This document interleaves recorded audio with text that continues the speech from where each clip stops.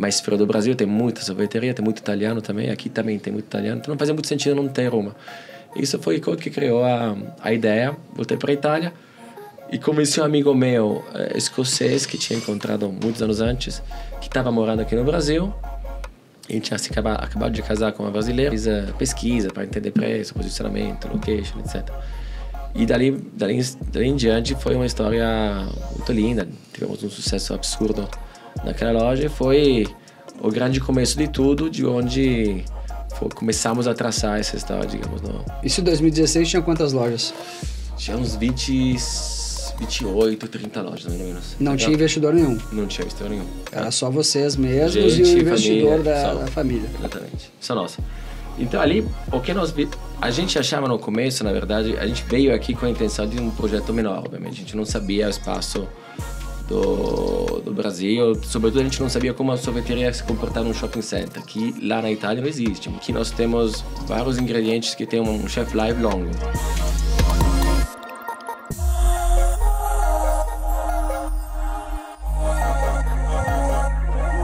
Fala, gente, bem-vindos a mais um episódio do podcast Café com Ferro, e hoje com Eduardo Tonoli, fundador de um negócio multibilionário de sorvetes, o melhor do Brasil, Bacio de Latte. Queria apresentar o Eduardo aqui, um empreendedor que veio da Itália para montar um negócio no Brasil, espetacular, que eu sou fã, né? Conheci ele porque eu mandei uma mensagem para pedir um produto diferente do que ele estava oferecendo nas lojas, e eu acho que é uma história muito inspiradora, espetacular de empreendedorismo, alguém que saiu da Itália, veio para o Brasil para montar um negócio. Eduardo, obrigado pela tua presença. Eu queria te agradecer demais a tua vinda aqui. Eu acho que muita gente vai se inspirar nessa história e queria te pedir para tu contar a tua história desde o começo, como começou, onde tu, de zero. Obrigado, Ferri, obrigado por ter me convidado. A minha história com o Brasil começa no 2005, fazendo um trabalho de voluntariado no Nordeste. Então, eu fiz um trabalho de 3 meses no hospital. Tu veio com quantos anos para cá? Eu tinha 24 anos. 24 anos, estava trabalhando como auditor lá em Milão, estava um pouquinho entediado com a vida de lá, seja profissional, seja pessoal. E decidi ter essa aventura e vim para cá e consegui uma ONG que quisesse que eu, enfim, meu trabalho para poder dar um pouquinho mais de visibilidade de onde eles estavam investindo. Então, fiquei 3 meses no hospital, aprendendo um pouquinho como gerar um hospital, com recursos limitados, e depois foi tentar ensinar e colocar alguns processos no segundo hospital, e depois dar visibilidade à ONG que tinha me mandado para entender onde investir ou não investir. Depois dessa experiência muito linda, voltei para a Itália, trabalhei um pouquinho, era a época da crise global, trabalhei um pouquinho na empresa do meu pai, fiquei lá uns 2 anos e depois sempre fiquei com na cabeça então, o Brasil, a experiência que tinha, etc. E quis voltar e voltei para cá no 2010, inicialmente apostando no Brasil como país e tentando procurar um trabalho no mercado financeiro, e entre uma entrevista e outra eu vi que não tinha, tentando procurar um sorvete entre uma e outra, vi que não tinha. E isso fez com que me fez procurar, ou pelo menos perguntar para as pessoas por que não tinha. E ninguém me dava uma resposta que fazia muito sentido. Um me dava uma outra me falava da sazonalidade, outro me falava de outra coisa. E nunca tinha uma resposta válida, uma justificativa válida. Então, e a Argentina também, o país do lado, que é muito mais frio do Brasil, tem muita sorveteria, tem muito italiano também. Aqui também tem muito italiano. Então, não fazia muito sentido não ter uma. Isso foi o que criou a ideia. Voltei para a Itália e convenci um amigo meu escocês que tinha encontrado muitos anos antes, que estava morando aqui no Brasil. A gente tinha acabado de casar com uma brasileira. E liguei para ele, perguntei para ele se queria fazer esse negócio maluco.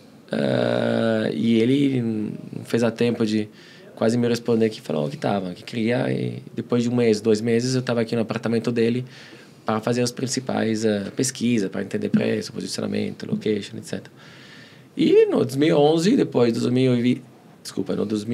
11 de janeiro de 2011, nós abrimos a primeira loja, na Oscar Freire, e dali em diante foi uma história muito linda. Tivemos um sucesso absurdo naquela loja, e foi o grande começo de tudo, de onde começamos a traçar essa história, digamos, da Bacio no Brasil.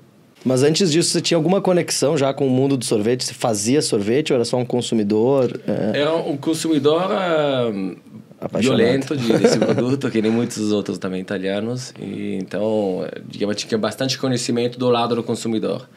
Do lado da produção, etc., eu nunca tinha me envolvido com nada, nem de gelateria, nem de indústria, então eu sabia muito pouco. Uhum. Mas quando teve a ideia, eu fui atrás de um dos principais empresários de Milão, que é o proprietário também de uma fábrica que produz os produtos, digamos, para depois vender para as gelaterias, é dono talvez uma das principais gelaterias de Milão, se chama Gelateria Marghera.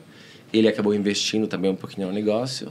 E ele foi meio que meu mentor nesse ponto de vista, do ponto de vista de receita, de conceito, etc. Então foi através dele que eu comecei as primeiras experiências. Aí, com um pouquinho de bagagem, vim para cá, abri a primeira loja e aí foi todo dia uma aprendizagem de ponto de vista de técnico, de conceito, e etc. Então, digamos que eu cheguei pronto a 60% aqui no Brasil e os restantes 40% eu fiz nos primeiros 6 meses na vida real. Então, tocando literalmente o negócio. Na loja junto com o Nicolas. Mas esse conceito de sorveteria é um negócio, é um mercado já bem competitivo no Brasil e no mundo, né? Como é que tu criou esse diferencial da Bacio Dei Latti? Porque assim, alguma coisa faz com que vocês tenham fila em todas as lojas ao redor do Brasil. Isso é um negócio que é impressionante, cara. Todas as vezes que eu vou tem fila. E eu não acredito que seja uma coincidência. Deve ser assim, né? Pelos relatos que eu escutei, até quando eu te marquei no Instagram, é uma coincidência. O que fez vocês chegarem nesse diferencial competitivo que colocou vocês em outro patamar? Uhum.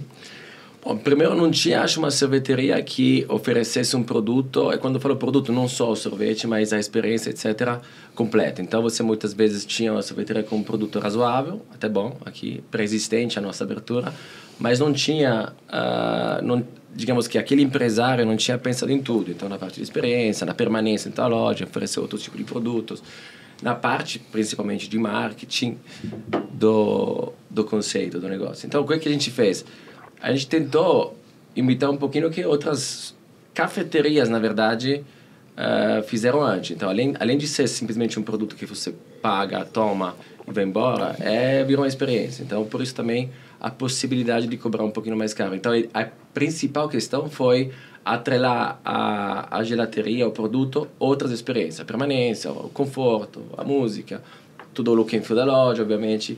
Escolher um nome, uma filosofia que remetesse um pouquinho a parte genuína, digamos, da alimentação, o branco, a madeira, parece estar um pouquinho na casa da vovó, mas não tão antiga, um pouquinho mais contemporânea. Então foi um trabalho, na verdade, um pouquinho mais completo, que acho que fez com que a gente tivesse sucesso. Foi uma busca maniacal de qualidade. Então eu lembro que a gente tinha, sei lá, nas primeiras 3 meses a gente tinha feito 20 receitas para o sorvete de maracujá, sei lá quantas para o sorvete de bergamot. Então foi todos os dias uma busca para melhorar algo, seja do produto, seja da experiência. E acho que foi muito detalhismo colocado nos primeiros 6 meses ou ano, talvez, da empresa, e fez com que, basicamente, aquela loja fosse o nosso xodó, e a gente, basicamente, colocou a experiência de uma vida inteira minha, do meu sócio, numa única loja. Isso fez com que, basicamente, 2 pessoas que tinham experiências também diferentes focassem e colocassem tudo que tinha numa lojinha de 70, 80 metros quadrados. E essa loja, ela teve uma explosão. Uma explosão. A explosão foi brutal. Eu lembro, tipo, que tinha... Isso foi no primeiro mês, estava um pouquinho calmo. Era a volta do verão, era janeiro, então não tinha muita gente na cidade. Logo depois começaram a voltar dos feriados, das férias, etc. E a gente uma vez se deparou voltando no almoço com a fila que estava dobrando literalmente o quarteirão. Então saía da porta, ia da porta até o caixa, já tinha uns 30 metros, já tinha 30 metros de fila, mas toda a rua até a Peixe do Gomide. Então, para quem não sabe, nós estamos a quase 200 metros, por exemplo, aqui da Peixe do Gomide. E depois do Peixe do Gomide, a gente deu a volta e tinha ainda mais fila. Então, foi um negócio absurdo, assustador, obviamente. O ramp-up, digamos, desse negócio no primeiro 6 meses foi absurdo, foi brutal. Então, o que acontecia? Que a gente sempre calibrava as compras dependendo da semana anterior, mas nunca era suficiente. Então, crescia Sempre 20, faltava 30% sorvete. por semana. Faltava sorvete, faltava insumo, faltava tudo. Pode falar. Hoje, falta sorvete diet também. Falta sorvete diet também. Então, todas as vezes que eu... Quem sabe no futuro não vai faltar mais. Não. Deixa eu perguntar um pouco sobre a tua ascensão, porque eu sei que vocês receberam um aporte de um investidor. Sim. Né? E aí vocês partiram para... Qual foi o momento que vocês começaram a escalar o negócio? Que eu sei que vocês não têm franquia.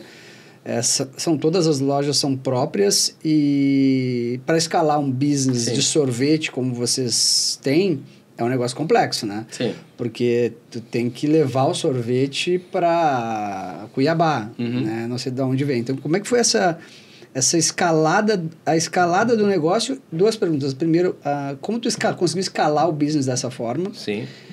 Que hoje é um absurdo, né? O número de lojas que vocês têm. E o aporte do investidor. Em que momento que entrou um investidor para aportar? O investidor entrou em 2016, mas a gente já tinha sido, entre aspas, abordado por vários fundos já em 2013, 2014, quando teve o pequeno boom, digamos, no começo. Só que a empresa era ainda muito pequena, a gente não sabia ainda para onde ir, não fazia muito sentido para nós já receber um aporte grande. Então, a gente... Isso em 2016 tinha quantas lojas? Tinha uns 28, 30 lojas, mais ou menos. Não tinha investidor nenhum? Não tinha investidor nenhum. Era só vocês mesmos Gente, e o investidor família, da família. Exatamente. Só nossa.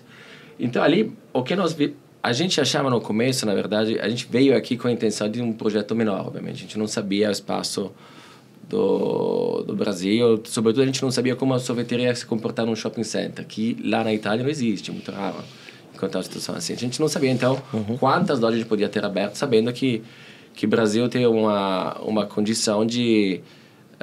condição não, mas tem vários... 50%, 60%, 70% do varejo do Brasil acontece dentro de lugar fechado.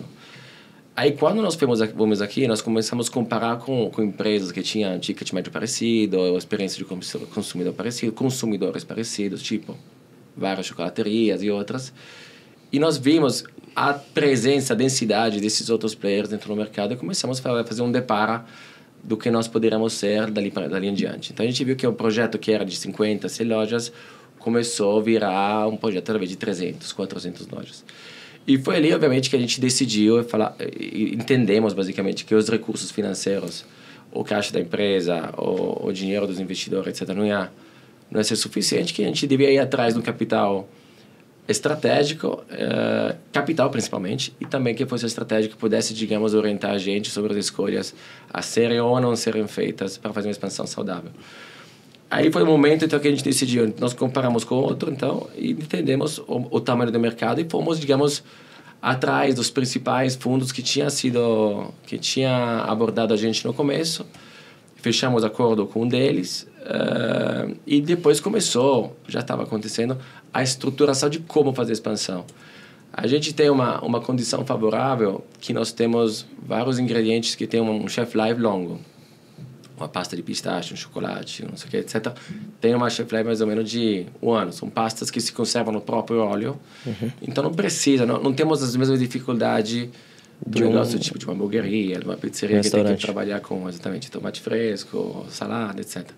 Principal razão pela qual a gente conseguiu sair, digamos, de São Paulo tão rapidamente, que eu lembro que BH a gente começou, por exemplo, foi uma das primeiras lojas que abrimos fora de São Paulo, junto com o Rio de Janeiro, foi depois de 4 anos, 5 anos. Normalmente a marca espera muito mais tempo antes de sair da próprio quintal de casa, né? E uma das principais razões era essa. A gente sabia que era preciso fincar a bandeira nos principais capitais antes que outros tivessem a mesma ideia. E a gente fez, então, um esforço extra em ir para BH, Rio Grande do Sul, Brasília, as principais 5 ou 6 capitais. E depois a gente continuou a expansão, São Paulo, Rio de Janeiro. Mas para nós era importante ir no principal shopping logo mais, para evitar que outras pessoas entrassem e preenchessem aquele espaço. O nome, o que criou o nome? Por que é Beijo de Leite o nome?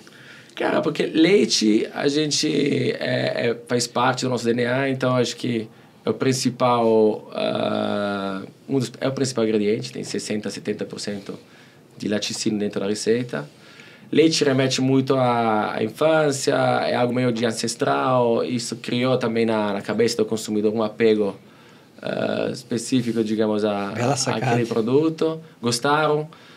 Branco. Então, era uma marca que inspira muita confiança. Então, e agrada as crianças também, agrada as crianças também, exatamente. Então, e realmente a gente colocava garrafas de leite. A gente recebia, uma das cenas mais ridículas, não, mais engraçadas, é nesse sábado e nos domingos, quando tinha a filha saindo da porta, a gente terminava o gelato, muitas vezes o leite, creme de leite, porque não tinha suficiente, a demanda sempre era mais da semana anterior. Então a gente literalmente saía da loja, ia num varejo do lado, tirava quase todas as garrafas de leite, comprava tudo que tinha naquele negócio e trazia na Oscar Freire com carrinhos cheios de leite, creme de leite na frente do cliente que via esse negócio passar, entrando na loja.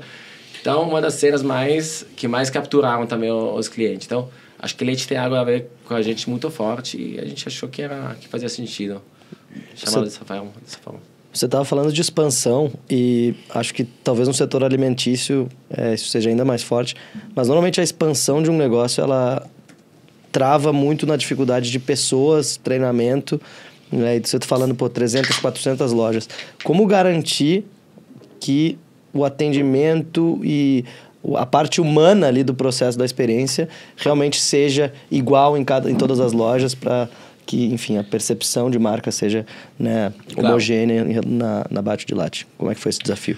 O principal desafio é implementar uma cultura. Então, isso literalmente quase é que nem crescer uma criança. Então, você tem que insistir todos os dias sobre algumas coisas que para você são importantes, que de repente aquela pessoa nunca teve ninguém que ensinasse ou mostrasse aquelas coisas, e repetir incansavelmente, dia após dia, aquela mensagem. Então, a primeira coisa é criar uma cultura e ter certeza que as pessoas que propagam essa cultura, que são seus funcionários, seus colegas, sejam felizes, sejam alinhados contigo e vejam, digamos, a visão que também você está vendo.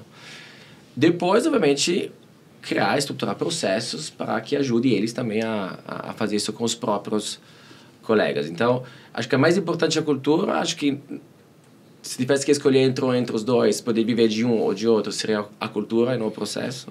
Mas, realmente, o processo depois vem para ajudar e para fechar o nó, digamos. Então, através dessas duas coisas, a gente conseguiu estar nos lugares longes. A nossa operação é um pouquinho mais simples do que uma pizzeria, um restaurante. Nós não temos 30, 40 pessoas dentro da loja, mas temos uma média entre 10 e 14 pessoas.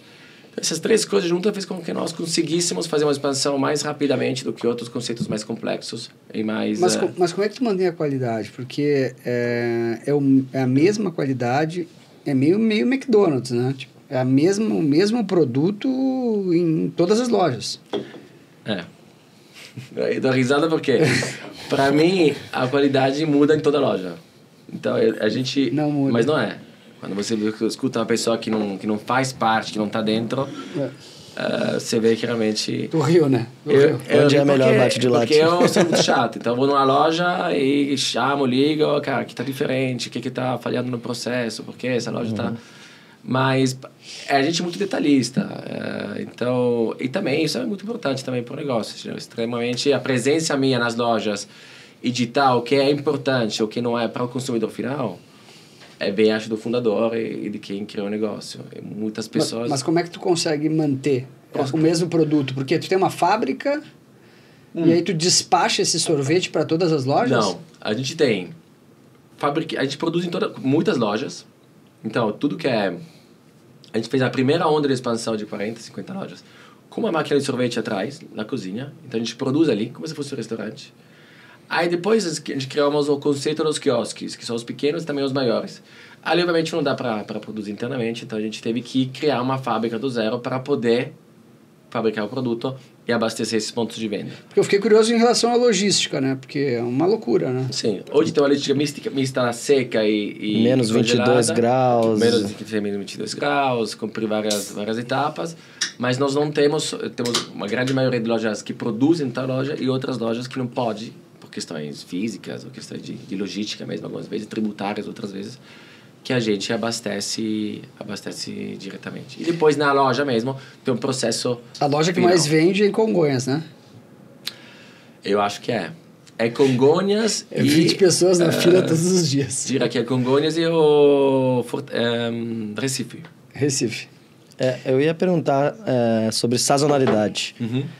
O negócio de sorvete é um negócio claramente sazonal, né? Você consome mais sorvete no verão do que nos meses frios. Você falou um pouquinho de experiência e eu queria entender assim, como diminuir essa sazonalidade ou como entregar valor numa sorveteria num dia frio, né?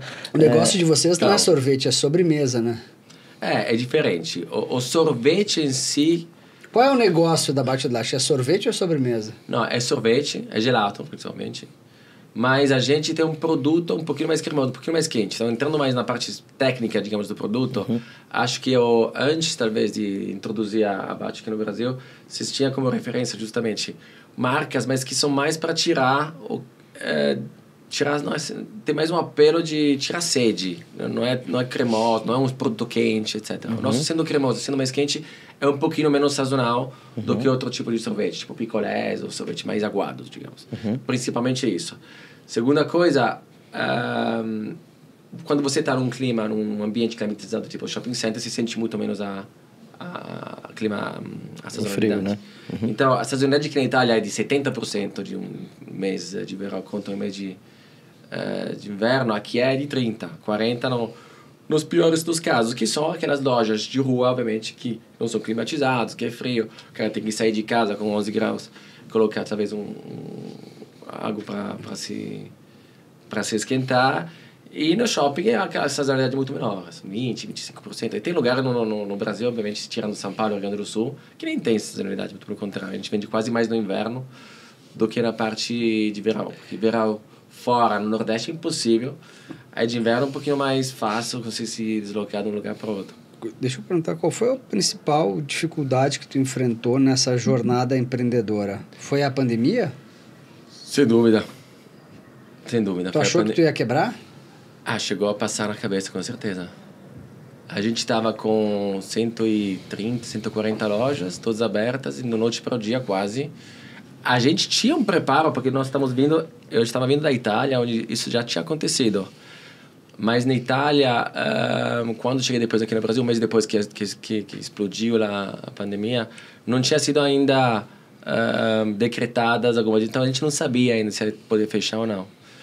E quando fechou, a gente teve que fechar literalmente 80 lojas, e ficar só com 30, 40 abertas. Aí que foi a grande corrida atrás da parte digital, tentar transformar quanto mais da venda real, física, em venda digital, nas principais plataformas.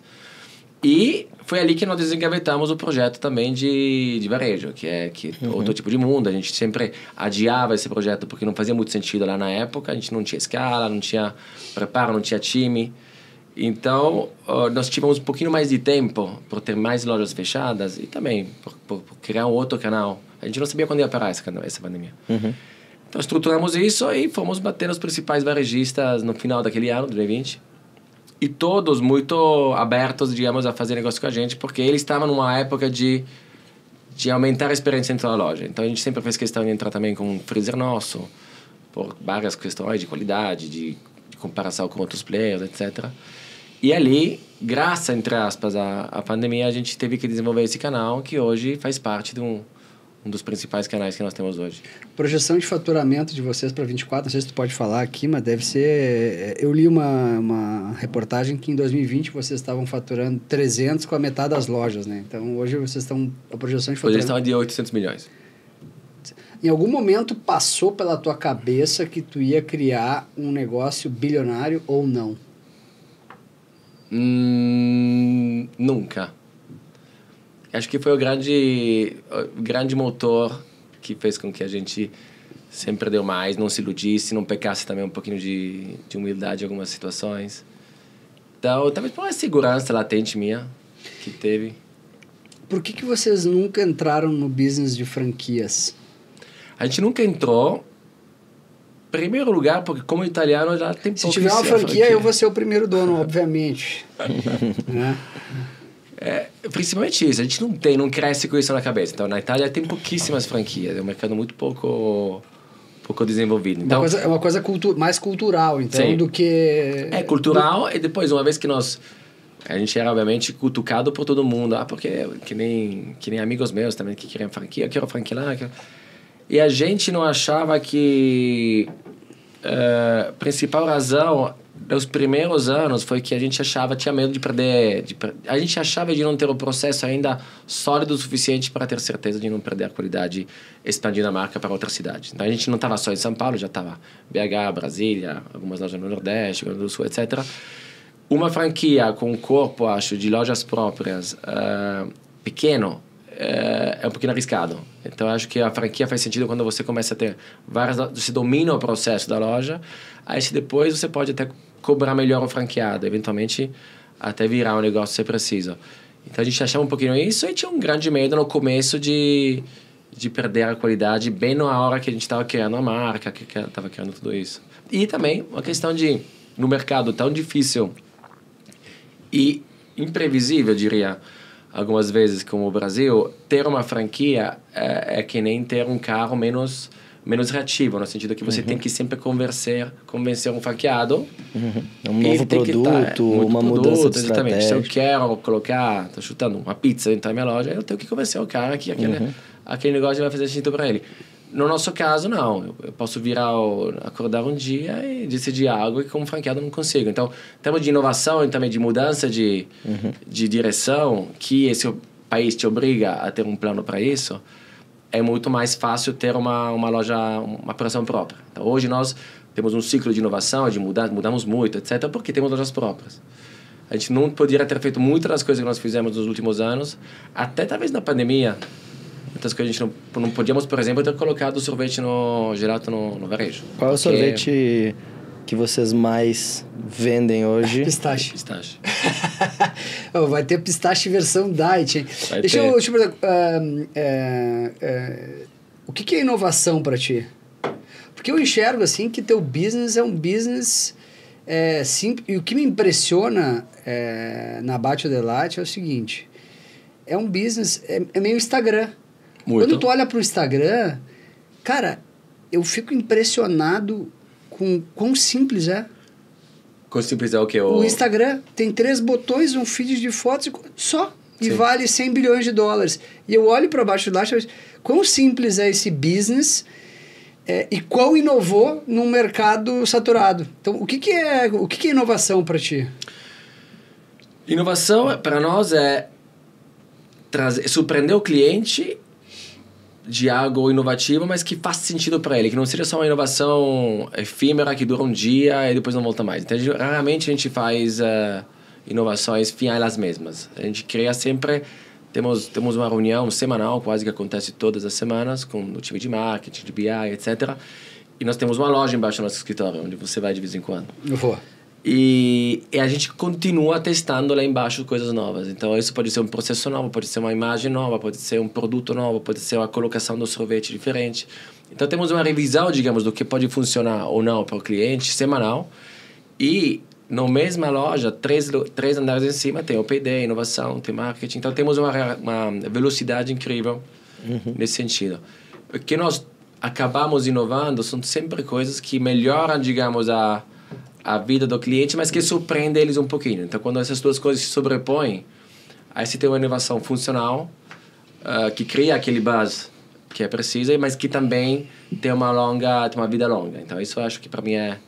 E fizemos também outras coisas, tipo inovação. Nós tivemos momentos onde a inovação era só para inovar, só para criar aquela surpresa, para ter o chamariz, etc. E que é muito esforço, muito desperdício de tempo, porque depois isso dura um dia, 2 dias, uma semana. Agora a gente inova só para... É como um investimento hoje, é um pouquinho diferente do que a gente fazia antes. Deixa eu fazer um adendo aqui, que eu estava pensando numa coisa. Tem um ponto impressionante que para mim é uma coisa importante para empresas que abrem IPO, né? Quem não cresce, desaparece. Eu olho o teu negócio e penso, cara, esse negócio, ele tem 350 lojas hoje, ele pode ter 2.000 lojas. Porque... Nós temos, vou te corrigir, 185 lojas aqui no Brasil, 4, daqui a pouco 8 na Califórnia, obviamente 7, 8 mil pontos de venda como varejo e pequeno varejo, picolé, pote. Quem não cresce, desaparece. O que me choca no teu negócio é o seguinte, é um business que eu olho, cara, se tu abrisse capital na bolsa, eu com certeza iria comprar.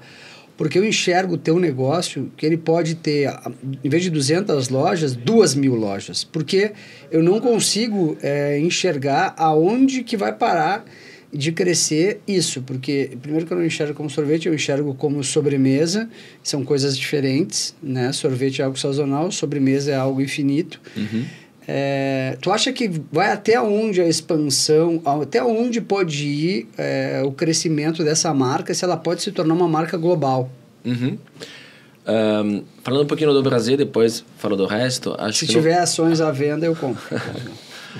No Brasil, a gente acha que cabe, desse mesmo formato, então com a mesma estruturação de custo, preço, experiência, etc., a gente acha que cabe entre 800 e 1.000 lojas.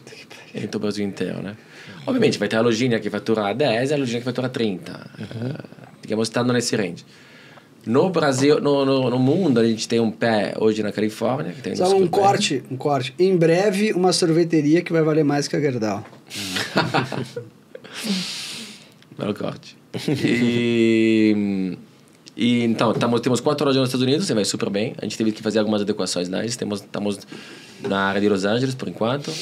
Estamos abrindo mais 4 agora, nos próximos 3 meses. Então, a gente vai terminar o ano com mais 8.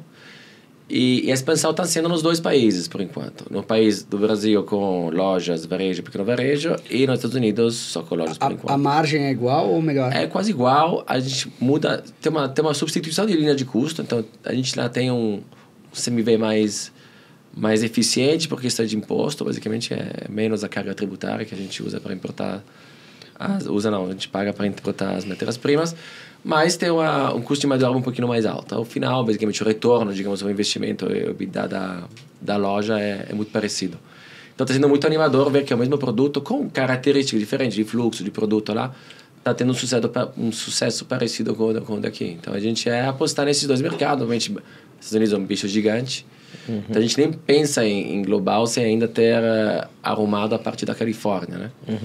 Então, não sei se dizer se vai ser global ou não. Eu te digo que talvez, uma vez que você ganha, digamos, uma visibilidade na Califórnia daquele jeito, aí você consegue ir para muitos lugares. Só o crescimento dentro dos Estados Unidos já é um só na Califórnia são 50 milhões de pessoas. A gente esteve aqui com o Ari Kozer, que expandiu a rede foi a entrevista que a gente fez, a última, né?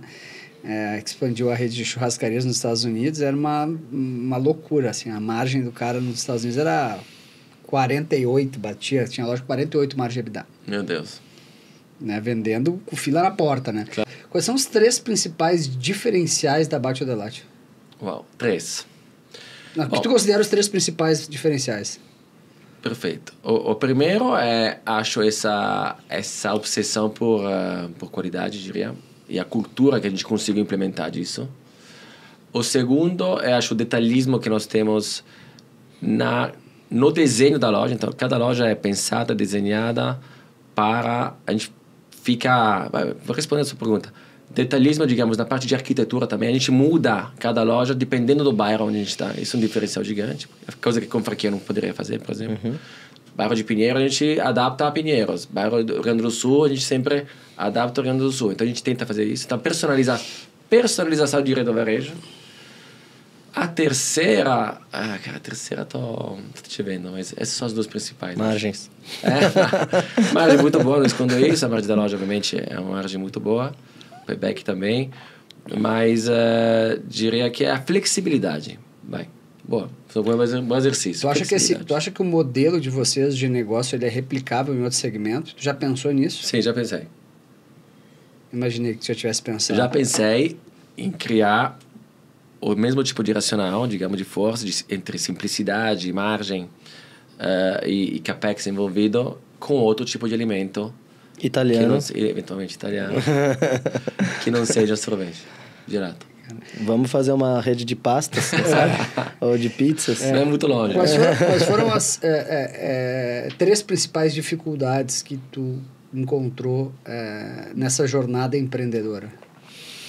Bom, a primeira foi a de fazer negócio num país estrangeiro. Por quanto acolhedor seja, você claramente não fala português, você não sabe exatamente, você não tem amigos ou conhecidos que fizeram negócio naquele país para perguntar e pedir conselhos, ajudas. Então, essa foi a primeira dificuldade. A segunda dificuldade foi a implementação dessa cultura, realmente, que hoje é um negócio que vai sozinho. O importante, realmente, a segunda é a cultura. A terceira, talvez, foi a estruturação do varejo. Porque é algo que você tem termo... O varejo hoje representa quantos por cento? 20%. Vai ser 25% esse ano já. É outra dinâmica, você tem que ter muita experiência para negociar e para entender, prever o que alguns gigantes também do varejo vão fazer. Se tem o controle, vai fazer no sentido de como vão querer negociar. Se não tem o controle hoje da cadeia inteira. Então, na loja nós temos até o cliente final colocar o sorvete na boca dele, o controle. A gente pode fazer tudo. Lá, o controle fica até a porta, basicamente, do varejista. E depois, você tem que confiar, basicamente, na boa execução dos caras que compram sua mercadoria. Agora, você implementar os seus controles para controlar os controles deles e para ter certeza que o seu produto chegue bom, de boa qualidade, perdendo visibilidade depois de um certo momento, é muito difícil. Então, sobretudo para quem tem esse DNA ligado muito à qualidade. Então, foi quase a gente, enfim, tentei trabalhar muito isso mentalmente. Tô terceirizando, tô deixando na mão de outro a qualidade que até 2-3 meses atrás estava totalmente no meu controle. E aí tenho que correr atrás agora para ter certeza que esse cara consiga...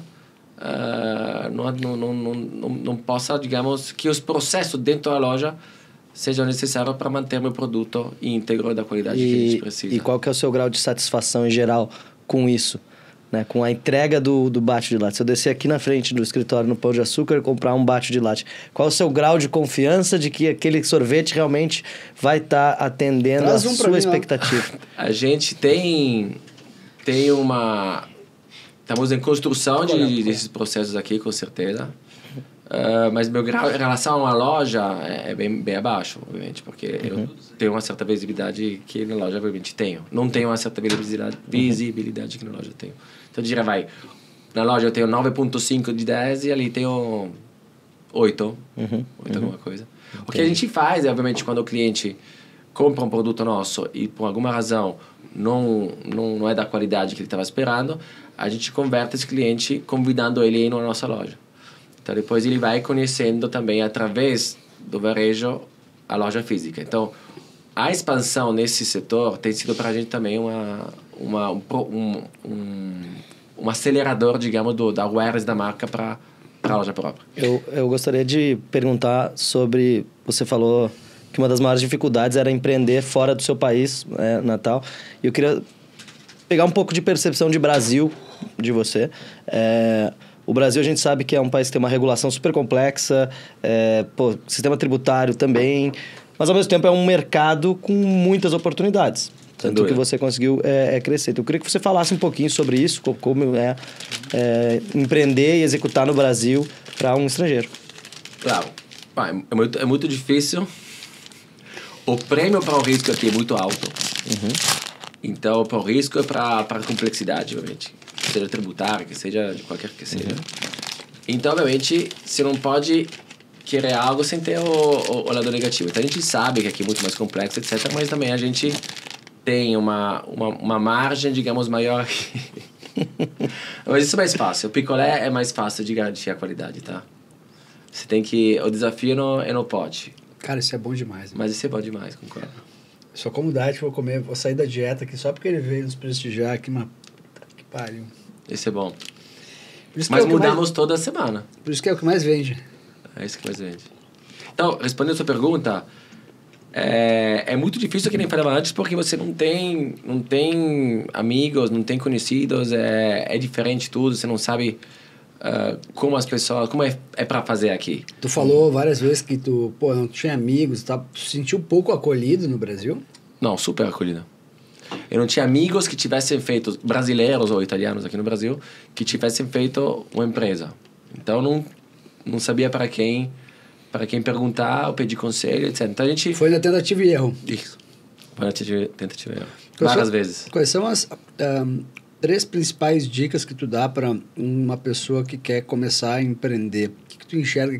Quais são os diferenciais de uma pessoa que quer começar a empreender no Brasil ou aqui no no geral? Brasil. Pode ser no geral. 3 dicas. Eu acho que a principal coisa é interpretar o erro em 2 jeitos diferentes. O primeiro, como uma barreira para o próximo, então para o seu concorrente. Então você está fazendo o erro. Se você sair daquilo e você consertar o que você fez, isso acaba sendo claramente uma vantagem contra outros, porque você já fez aquele erro, você já conseguiu se levantar, você já entendeu como resolver isso. A segunda coisa é a expansão, digamos, esperar que a sua marca, falando de varejo, mas esperar que a sua marca chegue primeiro e não a loja, não a presença física. A gente teve alguns erros onde nós fomos mais longe demais sem ainda a marca ter chegado, do ponto de vista de awareness. Então, a gente teve que esperar a curva, digamos, de rampar por um tempão. E fazer as coisas orgânicas. Eu não acredito em dobrar continuamente algo de varejo. Um dia ou outro, a logística pifa, operações também. Explica melhor isso. Volta. Explica melhor tu não acredita nesse negócio de dobrar o varejo. Eu acho muito difícil você continuar a dobrar, seja faturamento, seja presença física, continuar dobrando número, digamos. Pode ser faturamento, pode ser também no país, tá? Presença física sem ter algum problema grande. Então, o que nós vemos é que no papel você tenta fazer vários comitês para planejamento, etc. Mas se você busca esse tipo de retorno, um dia ou outro vai ter algum problema e de repente faz parte do negócio. Aquele problema você vai enfrentá-lo, resolvê-lo e voltar. Então, hoje, fazer um crescimento, digamos, de 100% ano para outro é muito arriscado. Se você quer ter uma vida razoável, normal. Eu não quero mais, eu quero dormir à noite. Então, esse crescimento que nós tivemos em alguns anos foi talvez um pouquinho a mais do que a gente poderia ter feito, controlando melhor o negócio. E o que nós vemos, sobretudo, talvez falando um pouquinho do conselho que eu faria, ao invés do que crescer e ter sempre essa pressão de crescer por número de pontos de venda, uma vez que você tem uma massa crítica grande, se você melhorar de 1%, obviamente, sua venda naquela loja ou naquele determinado espaço físico, você vai ter um retorno que é muito maior, obviamente, do que aumentar 10, 15, 20% o seu número de lojas. Então, isso é que nós tínhamos feito, é uma grande lição, digamos, que nós aprendemos durante a pandemia. Não podendo abrir loja, a gente teve que fazer mais com as lojas que existiam. Então, a gente cresceu, diria, brutalmente dentro da mesma loja, aportando produtos, mudando operações, melhorando processos, e crescemos mesmas lojas, ano após ano, nos últimos 2 anos, 30%. Na mesma loja faturava 30% também do ano passado e 30% no ano anterior. Uhum. Só porque a gente falou, beleza, a expansão continua sendo importante, mas faz sentido um momento parar, pegar até um ano, melhorar aquele negócio, atualizar todas as lojas para que todas captem esse ganho e, eventualmente, continuar a crescer. Senão você vai ter crescido, sei lá quanto, e depois você tem que fazer todo esse retrabalho com um número, digamos, de lojas muito maior. Então, hoje o que nós fazemos muito bem, diria que é isso. Same-store sales. Isso aí. Trabalhar um aumento de same-store sales. E entender quando essa massa crítica que te permite com pouco, 1, 2, 3% de venda a mais, ser um ganho, digamos, de lucratividade bem mais representativa do que abrir 15, 20, 30 lojas. Uhum. Vocês têm um EBITDA projetado de quanto para esse ano? Eu não falo de EBITDA, mas é um múltiplo, é uma margem acima, digamos, da média do mercado. Talvez ser entre 16% e 20%. Eu já estou fazendo os múltiplos aqui para ver quanto é que vale. Não. Eu não posso falar que é um valor interessante. Me fala um pouco sobre o desenvolvimento dos produtos, porque... Sim. Depois eu vou fazer uma pergunta sobre o mercado fit, né? Que é um mercado que eu te mandei até, né? É um mercado de 12 bilhões, né? Sorvete proteico. Eu acho que é um negócio que as pessoas estão cada vez mais aderindo, né? Estão querendo consumir um pouco menos de gordura, um pouco menos de caloria e tudo mais. Mas vamos voltar só para o desenvolvimento dos produtos. Que tamanho que tem o time de vocês de desenvolvimento de produto? Porque eu vejo que, além da qualidade, vocês têm alguns sabores muito diferentes que tem uma adesão absurda, né? É um negócio maluco. Né? Às vezes tem 10 pessoas na fila, 10 pessoas pedem sorvete de pistache, né? Então, como é que é esse desenvolvimento, essa criação de produtos que conseguem se transformar? E depois também, deixa eu até perguntar, fazer até um adendo aqui, sobre o marketing. O que vocês fazem de investimento de marketing? Porque eu vejo pouquíssimo investimento de marketing, né? De comunicação. De comunicação e apesar disso as lojas estão sempre cheias, né? Lotadas, explodindo. Parte de produto, a gente usa muito o laboratório, bom, além das pesquisas e tendências, etc., que a gente olha só para ter certeza que a gente não está muito fora. Mas, além disso, é muito estimulado. Nós temos um núcleo hoje que está dentro também de supply, abrange tudo. Então, o mesmo cara de supply é o cara que controla a parte de inovação e a parte de pesquisa e desenvolvimento. Isso dá uma flexibilidade à pessoa enorme de ser muito rápido, digamos, nas mudanças do produto, de custo, etc. Mas diria que hoje é uma pauta onipresente a gente tem empresa. Então, cada segundo a gente está falando de um produto novo, de um concorrente que fez algo, de algo que não tem nada a ver, talvez, com o nosso setor. Então, também é uma cultura de continuar a falar sobre o produto e testar isso todos os dias na loja, por exemplo, lá embaixo, na Leopoldo. A gente continua testando o produto novo e, obviamente, um BI por trás que pega os dados, analisa eles e vê se faz sentido depois replicar em mais lojas para ter um teste quantitativo melhor e depois, eventualmente, fazer a implementação. Mas é muita rapidez, é muita tentativa e erro. Algumas vezes dá certo, algumas vezes não dá certo. Mas acho que hoje o que nós temos de grande força é ter uma loja embaixo do escritório onde tô eu, o diretor de marketing, tem o diretor de inovação, etc. Então, você tem um laboratório vivo ali que avalia constantemente ideias. Então, nada melhor do que, obviamente, você ter um banco de prova real. E quando eu falo disso, isso é ainda mais importante do que para a loja, para varejo. Então, varejo, uma grande multinacional, dificilmente tem uma loja para poder provar, para testar, etc. Nós temos uma loja ali para, eventualmente, colocar no varejo o que faz sentido eu colocar. E não fazer uma exposição não, desculpa, uma expansão, um produto, uma inovação, desculpa, num produto que a gente não testou, que não existe, etc. Então, nossas lojas acabam sendo também um banco de prova para tudo que é varejo, seja pote, seja picolé. E vocês despendem hoje muita energia no desenvolvimento de novos sabores de sorvete ou também de novos contornos, cafés, pães? Os dois. A gente vê que o sabor é algo que tem que ter, é algo que o público busca. Nossa frequência média é loja de 1,5 vez, digamos, por mês. Isso faz com que... Eu vou 10. Você 10. Então, tem os caras que falam que vão 10, mas tem os caras que também vão uma vez a cada semestre. Mas a gente... Esse cara de 10 precisa de uma inovação constante. Então, pelo menos uma vez por mês, a gente gosta de ter alguma coisa de novo. Agora, o produto é algo de super... Produto não, desculpa. Sabor é algo de muito importante que mantém, digamos, o core da empresa vivo. Mudança de formato, mudança de categoria, etc., que eu mexo mais até com o ponteiro, porque traz para dentro uma pessoa que talvez não tinha nada a ver com aquilo. Então, um cara que talvez... Café. Tipo diet. Traz o cara diet, de repente você não está servindo. Esse é uma mudança de produto, literalmente. Então, o aumento, digamos, o retorno sobre aquela inovação é provavelmente até mais do que um sabor inovativo. Esse mercado fit é um mercado de 12 bilhões no Brasil, talvez indo para 15 bilhões, é um negócio que explodiu, né? Sim. E eu acho que aí tem um nicho de mercado que tu pode abraçar, inclusive tu tem assim, a composição ele tem uma qualidade, de chocolate, os outros eu não vi, né? A composição excelente. E daí a minha demanda foi pro Eduardo dele fazer outros sabores diets que agora vão sair.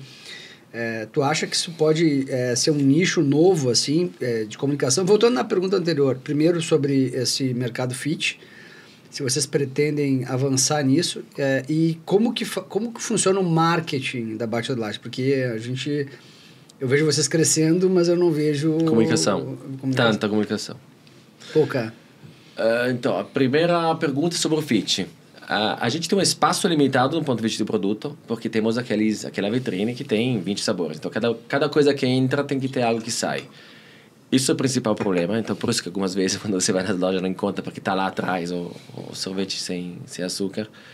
Então, a gente tem que brigar sempre com outro sabor que vende muito. Então, é uma escolha difícil para nós. E é algo que a gente lá atrás fazia, e muitas vezes acontecia que você colocava o produto lá na frente e depois o cliente acabava não consumindo, esse produto virava velho, entre aspas, então a cremosidade de queijo acabava, e isso era prejudicial para... Quanto tempo dura depois de produzido? Bom, eu diria um dia no máximo. Então, depois você tem que ou descartar... Tem que produzir todos os dias? Todas as lojas? Todas as lojas. Uma produz comprando açúcar, leite, creme de leite, etc., coloca numa máquina e sai. Outra recebe um produto semi-acabado na fábrica e mesmo assim coloca os recheios, etc. De uma forma ou outra, a produção é feita em todas as lojas. Só nos quiosques que a gente recebe o produto acabado e ali serve diretamente em frente ao público. E o fit, para nós, é um mercado importante, a gente está estudando ele. Tem uma questão de... Nós somos um produto, um consumo não tão frequente, então o nosso cliente vai uma vez e meio.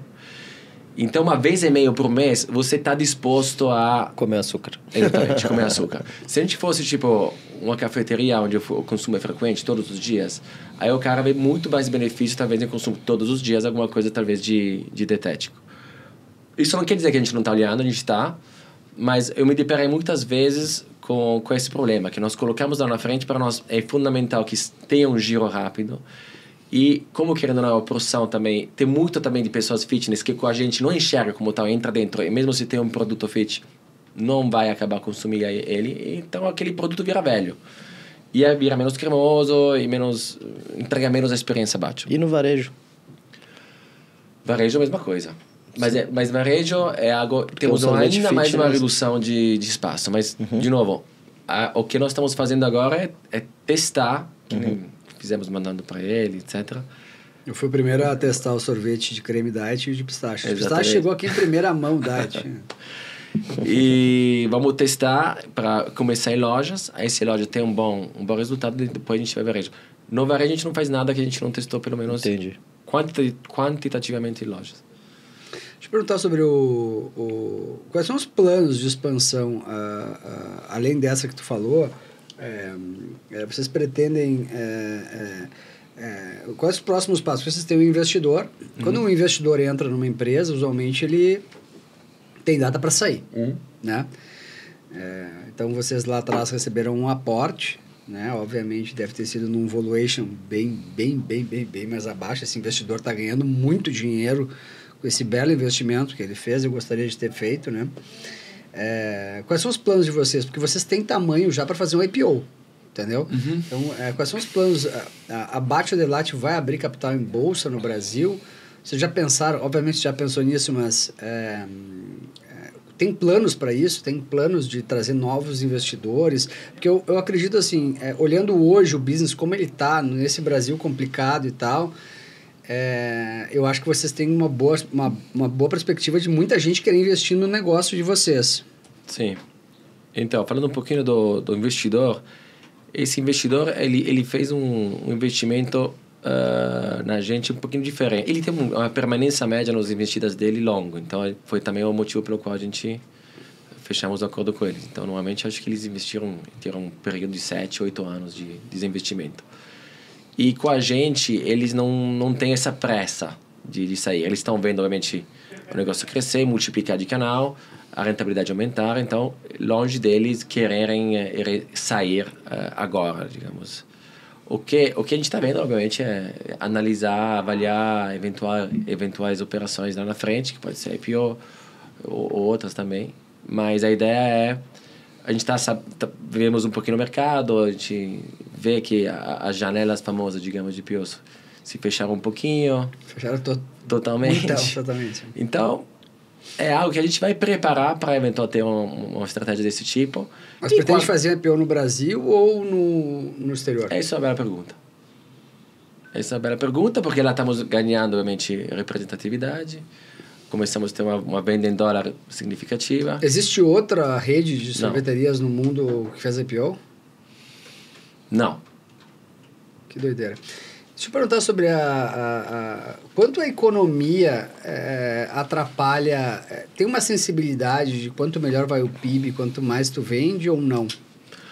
Tem um susto no começo, acho que quando tem as notícias ruins sendo divulgadas. Você sente essa sensibilidade ou não? Não, eu sinto na primeira semana, tem um humor geral que é muito ligado ao consumo de sorvete ruim. Aí depois as pessoas entendem que o mundo não acaba e voltam a consumir um sorvete que ainda não custa R$18. Então a gente é meio que inelástico um pouquinho a esse tipo de evento. Então nós não vemos nas grandes crises que tiveram aqui no Brasil nos últimos 12 anos, 13 anos, a gente conseguiu crescer com a mesma margem, com a mesma venda ao longo desses anos. Então não temos um produto sensível a esse tipo de coisa. Um negócio destinado a uma classe AB, né? Sim. Isso também promove uma certa segurança em relação a problemas econômicos. Entre aspas, barato não, mas relativamente a outros, sim. Uma família vai, gasta, sei lá, 60, 70 reais e faz um programa à tarde. Então, acaba sendo algo que cabe no bolso também de pessoas quando têm um olhar mais atento à economia em períodos assim. Qual tu acha que foi o principal aprendizado que tu teve nessa tua caminhada à frente desse negócio? O principal aprendizado, acho que conhecer as pessoas, de uma forma geral. E isso pode ser funcionário, colega, sócio, fornecedor, etc. E conseguir prever um pouquinho mais as pessoas e conseguir, talvez, entendê-los melhor. Que, afinal das contas, é chave numa condução de uma empresa que depende de hoje 2.300 pessoas. Então, como incentivá-los, como tratá-los, como tentar implementar essa cultura que eu te falei antes. Então, eu diria que a melhor aprendizagem, se eu tivesse que fazer uma foto minha de quando eu comecei hoje, é uma pessoa que entende muito mais as pessoas da economia real, do mundo real. Deixa eu perguntar uma coisa. Se tu, por acaso, recebesse uma proposta e vendesse um negócio, o que tu faria da vida? Faria outro, provavelmente. Outro business Faria algo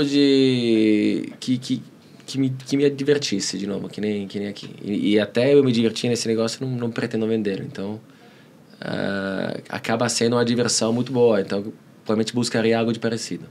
Eu acho que tu vai te divertir bastante ainda, porque o negócio não vai parar de crescer. Qual foi a pergunta que não te fizeram até hoje que tu gostaria de responder? Gente, pergunta de $1 milhão. $1 milhão é pouco, hein? Que gostaria de responder. Talvez a quantidade de tempo que você perde ou não, ou talvez investe em pensar no negócio, em pensar na qualidade do seu produto. Talvez isso. Acho que as pessoas não entendem quanto tem de esforço incansável para colocar sempre na frente um produto bom, de qualidade, etc., no contexto que nós criamos hoje. Tu já realizou todos os teus sonhos ou não? Ainda... Fora o IPO? Ainda não. Tem vários. E qual foi a maior loucura que tu fez na vida? A maior loucura que eu fiz na vida? Pode falar todas essas coisas. Saiu da empresa de auditoria e veio abrir uma sorveteria no Brasil, né? Com certeza. Uma sorveteria bilionária.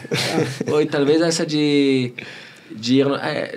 Foi talvez ir nos Estados Unidos um pouquinho antes do que a gente deveria ter ido. Eu passei 4 anos infernais lidando com eventuais perdas em dólares importantes e...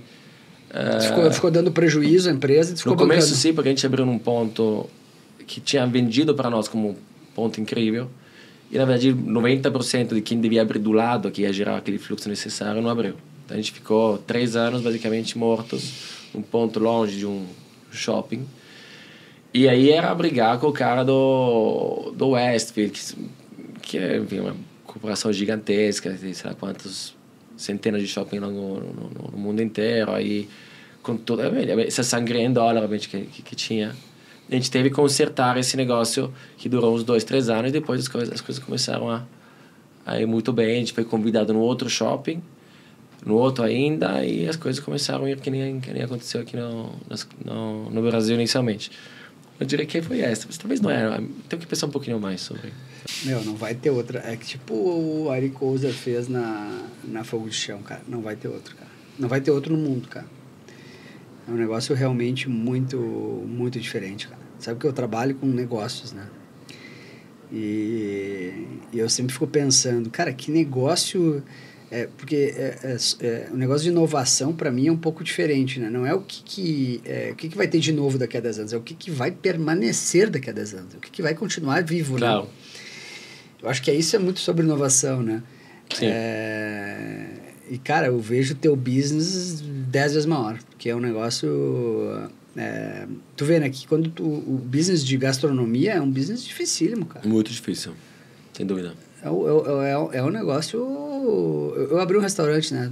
Incinerei. Nossa, me ferrei. Foi uma ideia idiota. Um dia que tu acordar com uma ideia de abrir um bar ou um restaurante, não façam isso. Tá? Por favor, não façam isso. Não tenha essa ideia idiota. Eu queria que tu falasse... Já falou qual que é a marca qual que é o tipo de sorvete que mais vende, Sim. que é o de pistache. Sim. Qual que é o teu preferido? Peraí, se você falar uma coisa sobre marketing, qual é... Aonde vocês fazem investimento em marketing? Eu vi que vocês fizeram uma blogueira, às vezes, né? Algumas comunicações, mas aonde vocês gastam dinheiro com marketing? Porque a marca continua crescendo, continua expandindo, e eu não vejo vocês na presente. 90% do nosso investimento ou mais é digital, então, principais plataformas. Fazemos muito seeding com o influenciador. É uma mídia muitas vezes espontânea, então mesmo o influenciador é tão apegado à marca que acaba sendo um embaixador quase espontâneo. E muito do marketing a gente hoje reverte em produto. Então a gente tem um investimento de 3%, pouco menos, 2,8% em orçamento total da venda, mas diria que hoje é comunicar o que nós fazemos. Então a principal coisa é inovar, ter produto novo, fazer lojas lindas, etc. Depois dar para influenciadores ou pessoas, digamos, que têm uma certa peso, entender isso e eventualmente propagar isso para que todos os clientes conheçam. Então, não temos, por exemplo, TV a cabo, fazemos pouco investimento em uma mídia específica, é mais no produto mesmo. Então, na loja, a gente, por exemplo, entende aquilo como marketing. A loja é o marketing. Algumas lojas específicas e algumas praças importantes acaba sendo marketing. Não tem orçamento de loja que justifica se não fosse. A loja do centro de São Paulo. Não sei se tem mais de uma. No centro de São Paulo é uma, que tem uma loja linda demais. A gente pegou um prédio antigo, descascamos as paredes, mantivemos o prédio antigo. No Rio Grande do Sul é outra. Em Fortaleza a gente fez uma catedral no meio do Meireles ali, investindo uma grana. E então, essa arquitetura é feita internamente ou vocês terceirizam? Tudo internamente. Vocês têm uma equipe de arquitetos dentro do quadro da Baixada. E acho que não tem mídia que compense tanto que nem fazer uma loja linda. Ou seja, o retorno que uma loja linda, bem feita, te dá é algo que não existe. Primeiro porque você tem um contato com, sei lá, quantos carros que passam na frente. Que vem dessas duas fachadas. Se for duas fachadas, melhor ainda. Então, você tem um contato constante. É muita sacada boa. Sem ter nenhum tipo de investimento. Você investe aquela vez que se paga sozinho pelas vendas. E depois você tem um fluxo de carros para o resto até carro existir, né? Então, é uma mídia como se diz, espontânea e de graça.